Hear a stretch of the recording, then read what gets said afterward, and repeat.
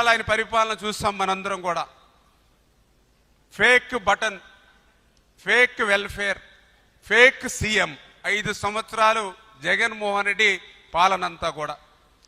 ఎందుకంటే fake welfare, fake button, fake CM Jaganmohan రెడ్డిని ఎందుకు చెప్తూ ఉన్నానంటే, మోసకారి సంక్షేమం ఏదైతే ఉందో దాన్ని ఒక్కసారి మీరందరూ కూడా గుర్తు చేసుకోండి.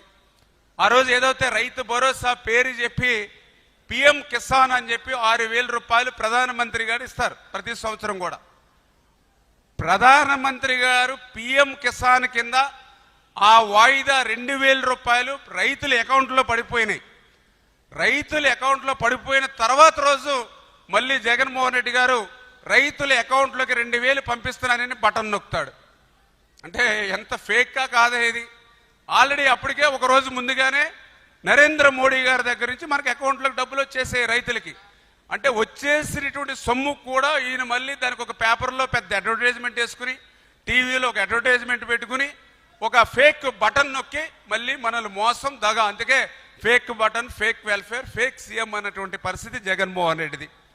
అదేవిధంగా ఆ రోజు మీ అందరికీ తెలుసు అమ్మఒడి, మనందరం కూడా చూస్తాం. ఆ రోజు భారతీరెడ్డి గారు వాడకి ప్రచారం చేస్తూ 2 బిడ్డలకి 2 15,000 30,000 రూపాయలు ఇస్తానని ఆ రోజు భారతీరెడ్డి వాడకి ప్రచారం చేసింది. వీడియోస్ సహా అన్నిట్లోనూ పేపర్లో ఉన్నాయి, టీవీలో ఉన్నాయి, అన్నీ మనం చూస్తాం. కానీ అధికారంలోకి వచ్చాక మాట తప్పి మడమ తిప్పి 2 కాదని చెప్పి ఒకళ్ళకే ఇచ్చారు. పోనీ ఒకళ్ళకి ఇవ్వడం కూడా 15,000 అని చెప్పి మళ్ళీ దాన్ని మీ అందరికీ తెలుసు 14,000 చేశారు. తర్వాత మళ్ళీ 13,000 చేశాడు. లాస్ట్కి వచ్చేటి కొంతమందికి 7,000 రూపాయలు అందినటువంటి పరిస్థితి. ఇంకా ఎంత అన్యాయం అని అంటే 5 సంవత్సరాల్లో మళ్ళీ మీ అందరికీ కూడా 1 సంవత్సరం ఎగ్గొట్టేసినటువంటి పరిస్థితి. అంటే 1 సంవత్సరం మళ్ళీ ఎగ్గొట్టేశారు. మరి అటువంటి వ్యక్తి ఈరోజు మరి fake welfare, fake button, fake CM అనడంలో అతిశయోక్తి ఏమీ లేనిటువంటి పరిస్థితి అని చెప్పి ఈ సందర్భంగా మరి మీ అందరికి కూడా తెలియజేసుకుంటూ ఉన్నా. అదేవిధంగా మీ అందరికీ తెలుసు పెన్షన్ 3,000 రూపాయలు పింఛను పెంచుతానని చెప్పాడు ఆ రోజు.